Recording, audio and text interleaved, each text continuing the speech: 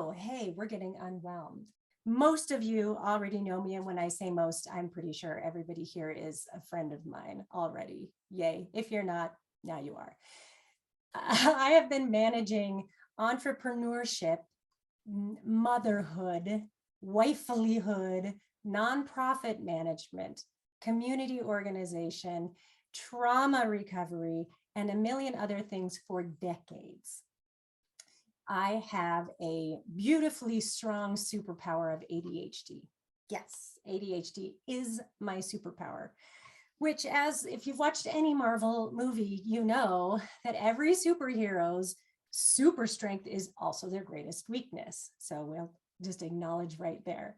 But the good news is that after having successfully run businesses and families and organizations and built things from the ground up, that you all get to benefit from all of the things that I have done to manage my ADHD and keep my mind on track.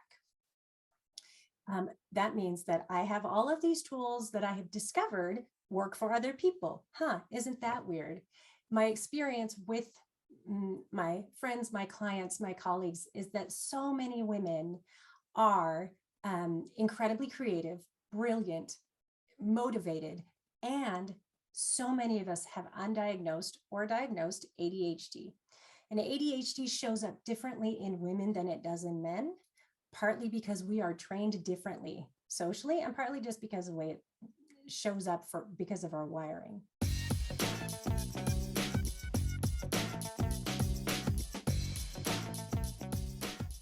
My name is Elise Padilla. I am the owner and CEO of Rebel Leadership Group and also a partner in Unwhelm Coaching.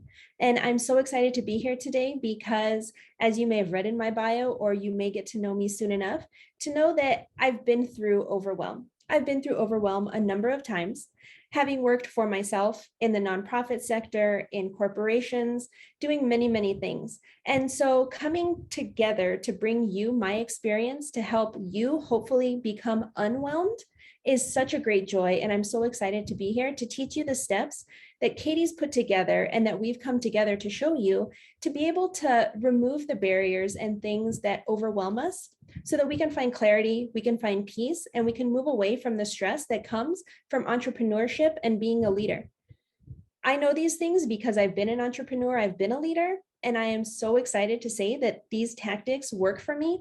And to be able to share it with you, I know you'll find great clarity in the things that you do, and maybe even find some power within yourself to move on to new adventures, because that's what Katie and I are all about, being here for the new adventures. We have our handy dandy map, and we're ready to show you the way, some shortcuts along the way, and to just walk beside you throughout this whole process. Thank you so much, Elise.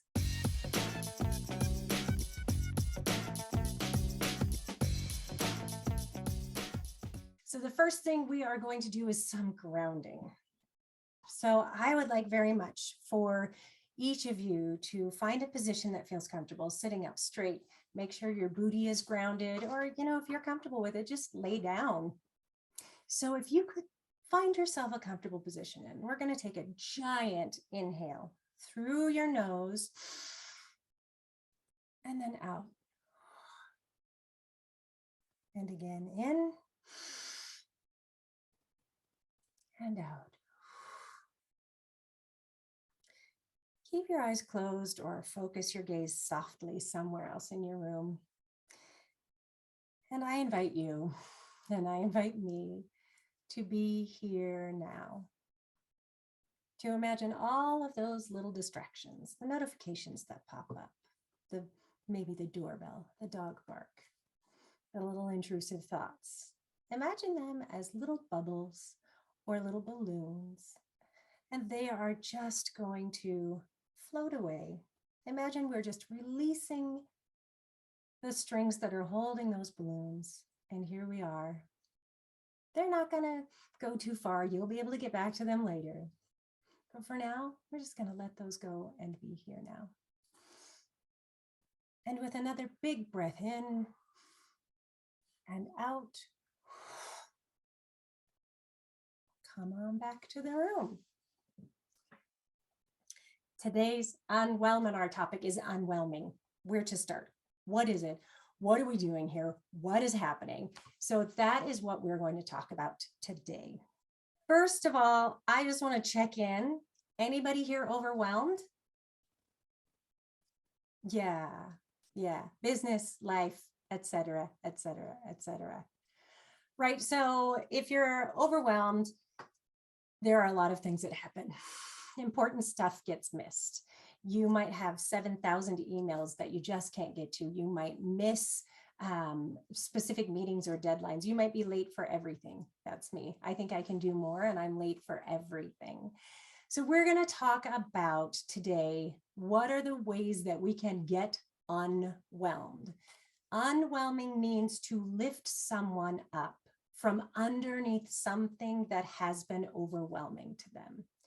And that is what Elise and I are here to do. We do it every day. We do it for each other. We do it for ourselves. We do it for clients and for friends. BT dubs, clients are friends, because we only work with the very best of humans.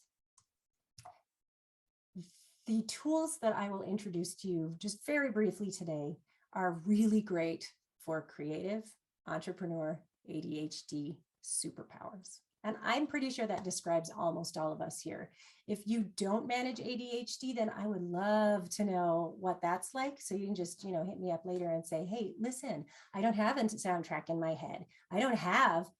I sat in the exit row of an airplane the last time I flew, and I was right in front of the door, and it said very big letters, do not open this door when plane is in motion. The whole flight, I was like, but what happens if I do? Should I just touch the lever? I mean, that's crazy town, but that's my ADHD. Luckily, I used some unwhelming tools, and I did not jeopardize everyone's life by opening the emergency door. You're welcome.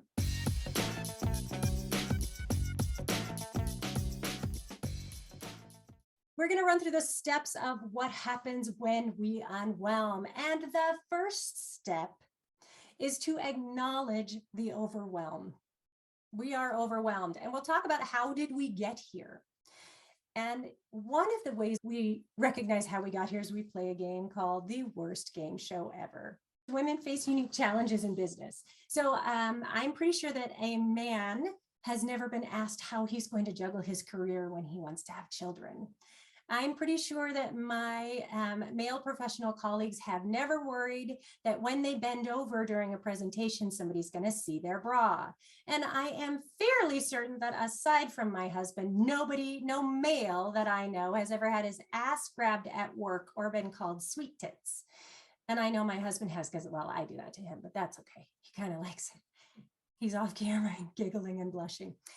So that means that we have to hold a whole shit ton of societal pressures and grooming and trauma, collective intergenerational trauma that men simply don't have to navigate. So when we talk about being overwhelmed, we often accept responsibility for that. And that's bullshit, first of all. And secondly, it is not our fault. That doesn't mean that we don't have to do the work, and it doesn't mean that sometimes we don't make mistakes and fail because we made mistakes. Yes, we do. And a lot of the things that prevent women from having great success in business are because of the way society is set up for women in business to fail. And anybody watching the news, I'm pretty sure we're all pretty clear this week that the patriarchy does not give two shits about women, their autonomy, their independence, and their whole beings, which means we are all operating in a system that is designed to make sure that we are not more successful than white wealthy men. And I say, fuck that. I have a friend, Sarah, who says, capitalism is a boys' game, and we're here to win capitalism. So we are going to smash the patriarchy, one women-owned business or women-led business at a time. And we're going to have a ball doing it, and we're going to be very subversive. Maybe we'll post like makeup tips and cooking tips and recipes, and then subversively hide our true purpose within those, like real witches. The worst game show ever is 4 parts. First part is responsibility roundup. I would like you to throw in chat, what are some responsibilities that you manage every day that you do not have to think about, or your spouse or significant other or colleagues do not have to worry about? I'm talking about things that moms do. And yes, I know that it's 2020, 2022. And I know that we, most of us have really supportive partners. And I would like to know, what are the things that you think about that your male colleagues perhaps don't have to think about? For instance, when my kids were younger, I knew what sizes they all wore. That's holding space in my head. I know right now whether the dishwasher is clean or dirty. I know who's got to take what classes when. I know what time I have to pick up the kids. I know that the dog is sleeping behind me now because he has been outside in the last 45 minutes, right? So these are the things that we are holding space for. And this is just what we're thinking about in 15 seconds. So we are holding space in our brain for all of those things. And what does that do to the bandwidth that we have to execute a full-time business? What does it do to our creative bandwidth? It just smashes it. I mean, the chat is just blowing up. It is amazing what women hold while also running a business. So the next thing we're going to do is just stretch out a little bit, reach around and pat yourself on the back, because you are killing it while holding space for all of this shit in your brain. The second piece of the worst game show ever is society sucks. In this category, we have things like the pay gap. We have things like Supreme Court decisions that screw over women. We have corporate leadership and a tiny single-digit percentage of women CEOs. These are the things that just exist. So thank you, Lisa. Pop in chat the things that are happening in society or have happened in society that are disadvantageous to women or advantage men over women. I'm going to keep going while you're thinking about that. The third piece of the responsibility roundup is your parents fucked up. That is not to say that we are here to blame your parents. It just means that your parents didn't have the tools potentially to support you in a way that you needed to be supported. I often told my kids that they didn't get a college fund, they just got a therapy fund, because I'm quite sure that I'm visiting trauma upon them. The fourth piece of the worst game show ever is, what's your diagnosis? This is diagnoses that you may have gotten from a doctor or not. These are ones you may have given yourself or ones that have been foisted upon you. I had always the diagnosis of TOO, too much, too loud, too fast, too brazen. One of my former partners told me that I was too masculine. And I was like, that's wonderful, thank you. Perhaps the problem is that you're not masculine enough. Notice I said former partners, and I digress. But these are the four pieces of the worst game show ever. And this means where you are is not your fault, but you get to fix it. We cannot move forward and figure out what to do to fix it until we acknowledge why we are where we are, right? So if you don't acknowledge what those pieces are, then you cannot acknowledge and mitigate for them. So if I don't say up front that I have ADHD, I don't take the steps within my business to manage ADHD. If I don't say, oh, I'm coming from childhood trauma and I had a chaotic childhood, and so right now, what I do to manage that, how it manifests is I often, when I'm anxious, try to exert extreme control. If I don't recognize this, I'm going to drive away partners and employees and clients. So the worst game show ever ends on a very conflicting note, because it's really liberating. And there are some folks with us who played this game show in person at a workshop. And I would love to hear in the chat, how did that feel at the end of that game show? Because I feel, when I go through this process, I feel simultaneously kind of depressed because there's a lot. And then I also feel liberated because naming it tames it, if you don't mind my borrowing some Brene Brown.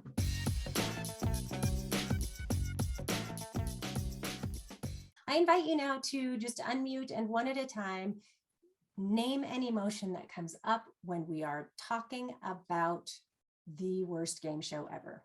Nervousness. Shame. Shame. Self-berating. Oh, yeah. I just have a very short list. Mine says shame, embarrassment, fear, anger, resentment, depression, anxiety, helplessness, hopelessness, isolation, overwhelm. I just can't say this enough. Once again, if you don't acknowledge these feelings, they are going to get in your way. If we don't name them and face them, they will get in your way. If you are primarily ruled by fear, you will make decisions based on fear rather than strategy. You will make decisions based on the immediate gratification of relieving that fear. This is not a fault. This is not a shame. It's just the way it is. But if we name these emotions, recognize them, then again, we can take steps to mitigate those.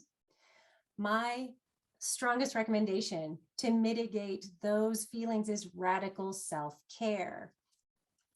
Please take a moment to roll your eyes, because I know that you're thinking, oh my God, she's going to tell us to eat well and eat salads and to meditate and take time for ourselves and pour yourself a glass of wine and go have a nice bath. And I'm saying, no, that's not where we are. If you've got the luxury to do all that, fine, fantastic. But radical self-care shows up in interesting ways. Of course, therapy. If you can find a therapist, if you have insurance coverage or money to cover the cost of that therapist, if you've got the time to see a therapist who's a good match, then you have found a unicorn. Hang on to that. But there are other pieces that happen. Supportive humans are incredibly important. Hang on to your girlfriends, showing up for stuff like this, going for lunch. This is why we go to church. It's why we have shared experiences, languages, and understanding. And that's where we get our support. Of course, we have stress relief techniques like meditation. But meditation doesn't have to look like sitting quietly in a room and closing your eyes and chanting. You can meditate while you're walking. Singing can be meditative. Driving, just sitting at your desk. One of the ways that I meditate or feel meditative is ritual. If you do something in the same way every time, raise your hand if you make the coffee or the tea and drink it the same way every single day. When you do that, it sends a signal to your brain that this is what we're doing now. It changes your mindset. So ritual is meditative. Of course, there's exercise. My recommendation is you match your exercise to your emotion. If you're feeling sad and depressed, do something gentle with your body. But if you are pissed, then do something that matches that energy. Punch something, probably not someone, because I'm not here to give you legal advice. But go for a run. I personally only run if I'm trying to, catch a bus or stop the dog from puking on the carpet. But if you run, fine. If not, then do something else. I have a beautiful, wonderful neighbor who keeps her heavy bag in my garage, and her dedication is incredible. And every single day I'm like, I need to get out there and beat the shit out of that bag. So this is a really great way to manage societal stress when you can't do anything about it. Not that I know anything about that this week. Sorry, moving on. And of course, physical care does not have to be overwhelming. Do one thing that cares for your body every single day, like clip your nails, but maybe not in the middle of a webinar, but or mute yourself if you're clipping your nails in the middle of a webinar. I think it qualifies as distracting. But this is where things like food come into play. And again, not overwhelming, just eat one healthy thing today, or eat one not healthy thing, but really be aware of it and be grateful that you're eating that. I personally get a lot of enjoyment out of Oreos, but only the golden thin ones. So my address is on the website. If you want to mail me those, I'll eat them. But also, you know what else falls into this category? Your sexual needs. And I'm saying it out loud. Have sex or masturbate, because the way that you feel after you do that is a different mindset, and you can manage things a lot better. Boundaries are an incredible component of radical self-care. Boundaries mean everything from my favorite feature on my iPhone and Mac is the focus feature. It turns on do not disturb, and it doesn't just set my mindset, but it shows my boundaries to other people. I personally love it when I send somebody a notification, I send an email or a text, and I get a note back that says, Lucia has notifications silenced. And I'm like, you go, Lucia, hell yes. Because when you have that notification come back to people, other people go, oh, well, she's taking care of herself. When I was really struggling with boundaries around what I was delivering in my contracts, I literally had a post-it on my computer that said, I would love to discuss working on that, but it is outside of my contract. Would you like me to focus on something within my contract, or would you like to renegotiate? And then I put a giant period at the end of that sentence because that's all I needed to say. Visual reminders are incredible. I have another wonderful, fantastic friend, thank you, Elise, told me that I needed to make a boundaries punch card. So this is a boundaries punch card, and every time I said no, I got to put a little stamp there. It's full. Whoop, whoop. It took me 2 weeks to fill this. I took 2 weeks to say no 10 times. That should tell you that unwhelming doesn't happen right away. Systems are another incredible form of radical self-care, because when you have something systematized, you don't have to think about it, and it frees up your bandwidth.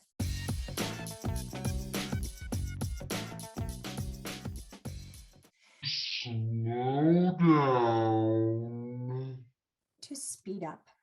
That means that anytime we can stop, take stock, pause, create a system, do inventory, we are going to reap benefits that send us to the next level. Budgeting often, I'd say most times, doesn't work. What is the first step when somebody helps you develop a budget? What's the first thing that you do when you're creating a household budget, for instance? My accountant husband is sitting next to me going, I know. I log expenses. I don't have a budget. Kelly, I feel you. Confess all sins. I love that you're all run. I love that you're all thinking this way. A professional will tell you the first thing to do is to figure out what all your expenses are. And so, they'll have a worksheet and they'll say, well, this is how much I need to set aside for rent. This is how much I need for groceries. This is how much I need for internet. But that doesn't work, because then you are guessing or hoping that this is what you should be spending. For instance, I should be spending $400 on eating out every month. Nonsense. I blow that shit right out of the water. And so you have to start where you really are. The first step in budgeting your time, your money, your obligations is really honestly taking stock. So Susie, right on, confess all sins. You have to lay it out there without judgment, without expectation, without fear, but you have to be ready to just put it out there. It is simply observation.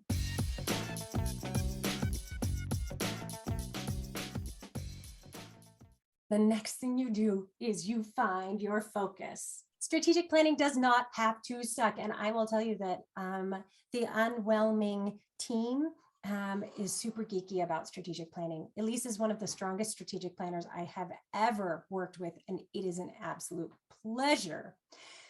When we discuss strategic planning and unwhelming, we talk about it as the foundation. It shapes everything else. Shit you not, it could not be more important. Susie, strategic planning is defining your values, your vision, and your mission. For us, strategic planning has to align personally and professionally.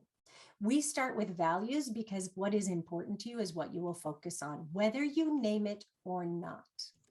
Conversely, starting where you are means that whatever you're focusing on right now in your business is your value.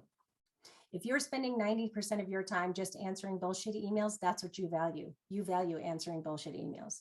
If you're spending 90% of your time empowering other women, then you value empowering other women. When you have determined and narrowed down your most important values, from there we focus on mission and vision. Your vision, both professionally and personally, answers the question, what does the world look like when everybody does what they're supposed to do? In Unwhelming, our vision is that we work toward a world where all women have the emotional, financial, and technical support to realize their business dreams. That's what it looks like. When everybody's unwhelmed, all of these women they're killing it. What we value in Unwhelming is empowerment, honesty, vulnerability, collaboration, women supporting women, and more than everything else, fun. Your mission is what do you do and how do you do it? We unwhelm the overwhelm of business by co-creating solutions that turn women's business dreams into reality. We believe that you deserve more time, more money, and more joy. Strategic planning is actually really fun.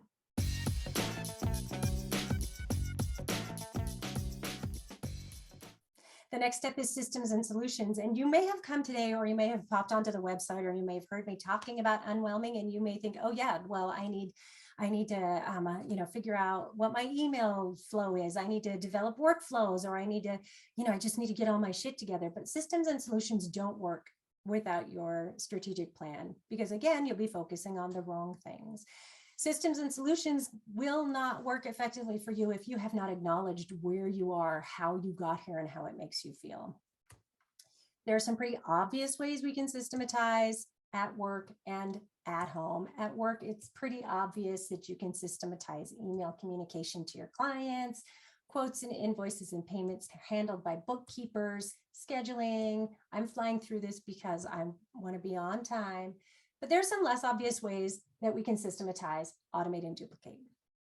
Your email signature line can be an incredible place to establish your boundaries, identify your values, and establish your brand. You can, in your email signature line, have a Calendly link or other tool that says, if you want to book a call with me, here's how to do that. It's a single click.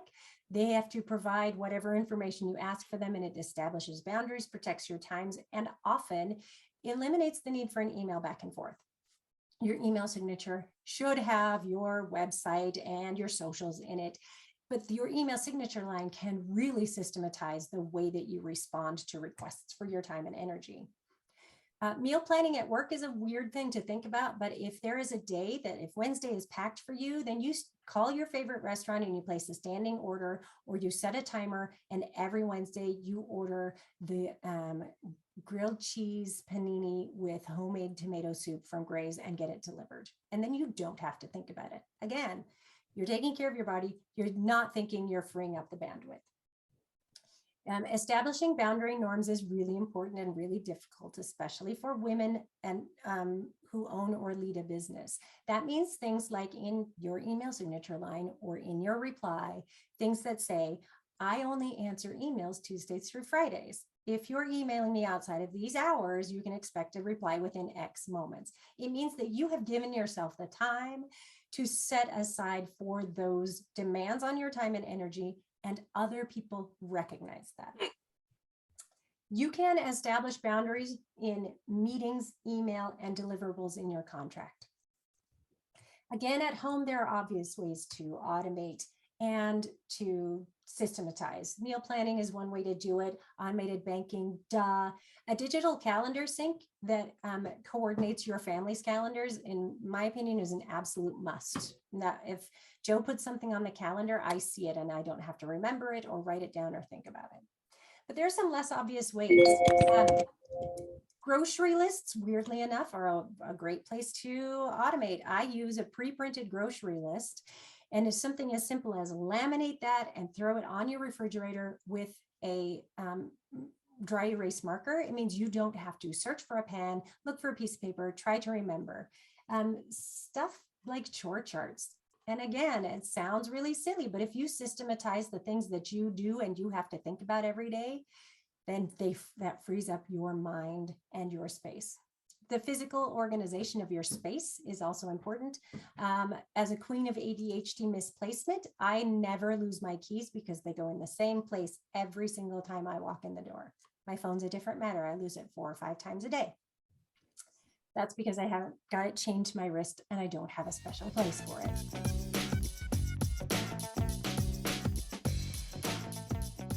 The next step in the unwhelming process is who can help and how. And this is where I want to take a moment to recognize all of you sitting in this Unwhelminar right now as my who can help and how. You are my support group. You are here to, it's like having a warm hug. All of you being here and showing up for the Unwhelminar and being part of this process in this cohort is an incredible piece of power and support. I I wrote about elephants. Elephants are my absolute favorite animal. And you may have noticed the logo has elephants in it. And the logo is a direct riff on this beautiful tattoo that my incredible son created when he was 16 years old. Elephants are a matriarchal society, and they're led by women. Women raise the children. So it's the grandmas and the aunties and the mamas who raise all of the children in the herd. One of the most incredible things that elephants do is during the birth of an elephant within the herd.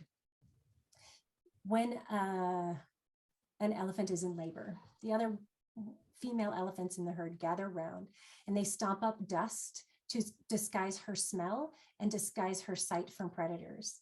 They form a circle around her. And when an elephant in labor is struggling and exhausted, because good God, elephants can go and be in labor for days and weeks, like it feels when those of us who have been in labor for us, for sure. But the other elephant women, if you will, they literally press against her, backs to her, trunks facing the world, to protect her and support her and hold her up. And when the baby elephant is born, they continue to hold her up. They again stomp their feet and create a big cloud of dust to protect the newborn's fresh skin and disguise its scent from predators. And then the new baby elephant has a whole host of trunks and tails and tusks to learn to stand up on. I invite you now to imagine, as a woman in business or just a woman in the world, what might it feel like if all of us had the absolute certainty that we had a tribe of strong, proud, connected women supporting us so that when it's hard, when we're tired, when we are vulnerable, we do not have to hold it up all alone. That we are, without doubt, without exception, supported by other women. That's the world that we're striving for. When you think about who can help and how, I want you to remember two things. I'm going to get t-shirts printed that said, be like elephants. We just need to be like elephants. I invite you to imagine who is your tribe, who is your herd, who is your support group, and invite them to help you and accept that help. And the second thing is to remember that hyperindependence is a trauma response. I'm going to say it again because it's the second. It's a really important philosophy. Hyperindependence is a trauma response. When you say, I'm just going to do it myself, that is not because you are capable of doing it all yourself, though that may be true. It isn't because you can do it best. That also may be true. It is because when you have asked for help or needed help and it has not been provided, it creates trauma, and your response is, I'm just going to do it myself. When you are part of the Unwhelming community, as you all are, you have a herd of elephants to rely on, and you have like-minded individuals, like-souled individuals who can support you and hold you up. So again, there are some obvious and not obvious ways that you can get support. Most of the obvious ways have a little dollar sign or a big dollar sign attached to it. I mean, like if we could all afford administrative assistants and childcare and personal chefs, surely our lives would be a lot easier. But there are some other less obvious ways, like trading. If you're professionally, if you've got the bandwidth to trade services, you can get some really valuable services while also providing services for other women. You can barter and trade at home too. If you're running errands, you call your girlfriend or you set it up with a couple of girlfriends and you say, on Tuesdays I'm doing the CVS run, place your order by noon and send me your pickup code. There are some creative ways that you can do that. My favorite piece of Unwhelm coaching might be accountability buddies. So we do provide some training because being a mentor or a mentee is not easy and it is not intuitive. We just think that if somebody's going to mentor us, they're going to show up, ask us questions, and we'll have this magical opportunity to gain access to all of their knowledge. But it really does take being planful and mindful, and we are here to help support that. Accountability buddies are going to ask you the tough questions. They're going to be your hype woman, and they are going to walk the walk with you. Elise is an incredibly strong accountability buddy, and I am incredibly grateful to her. And she's not afraid to ask me questions like, do you need to be focusing on that right now? Spoiler alert, if she asks me that, the answer is no. But we already know that, so it's really incredibly helpful. You can have accountability buddies at home too. That's your girlfriend who goes on a walk with you every day, or who texts you on Thursday afternoons and goes, did you clean your stovetop? It's really simple. Every single time you can have success supporting one another, it builds more success. And here's another secret: the patriarchy does not want us to be connected and supported. The patriarchy wants us to feel alone and scared and isolated. And when we are not, we are winning capitalism and we are raising the vibration. I'm going to just step off of this soapbox. I won't be taking questions yet. Thanks.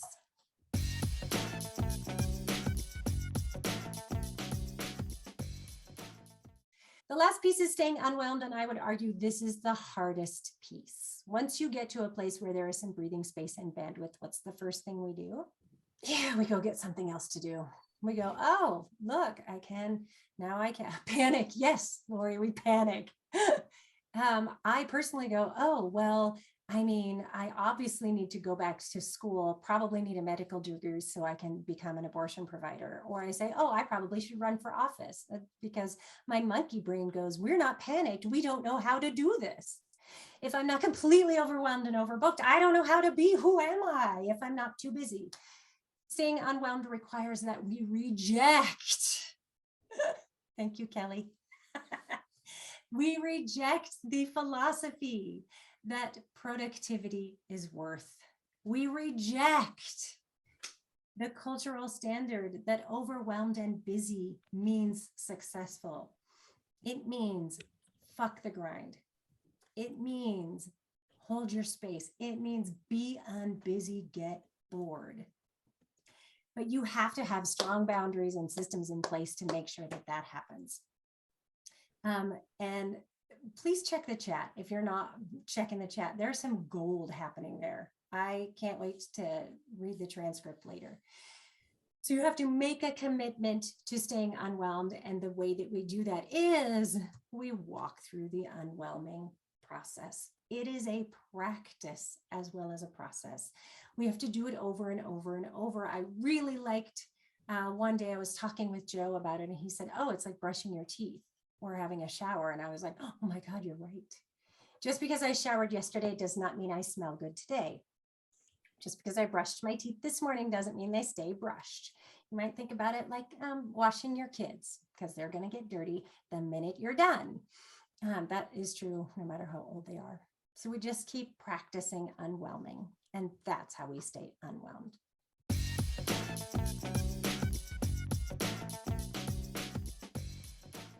So what's next? There are a lot of places where we can help. We can offer you a bunch of free help. One way we do that is these Fridays Unwhelminars.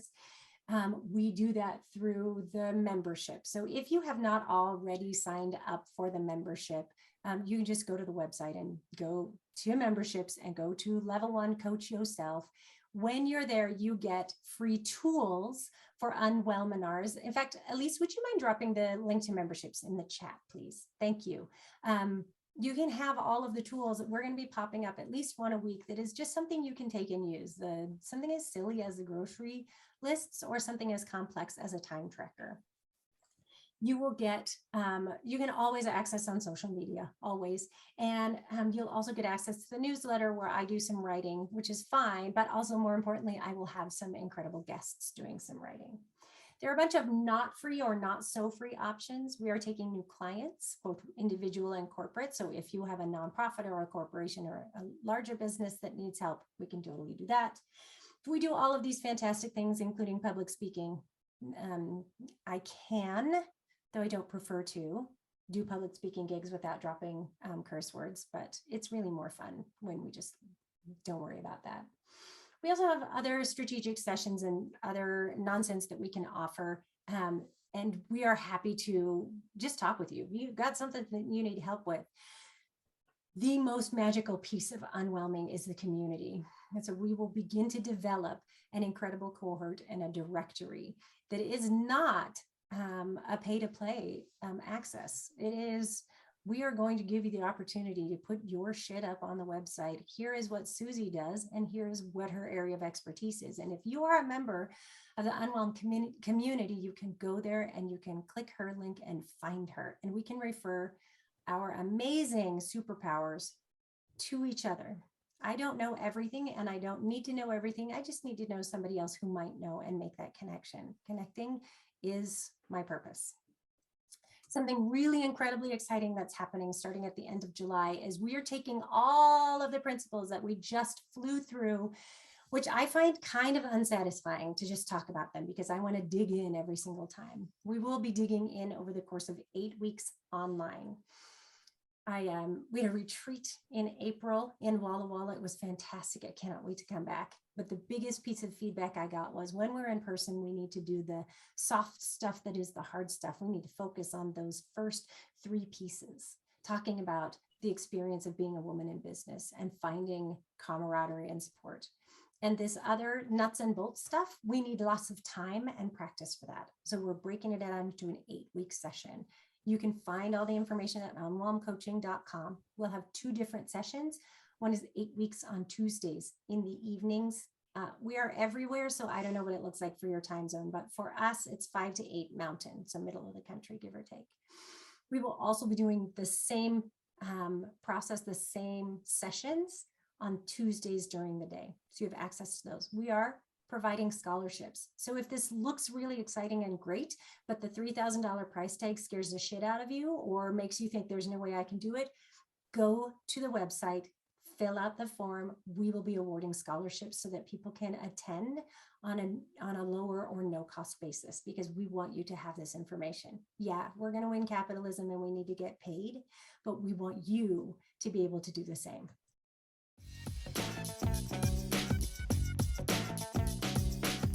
Oh, hey, we're getting unwhelmed.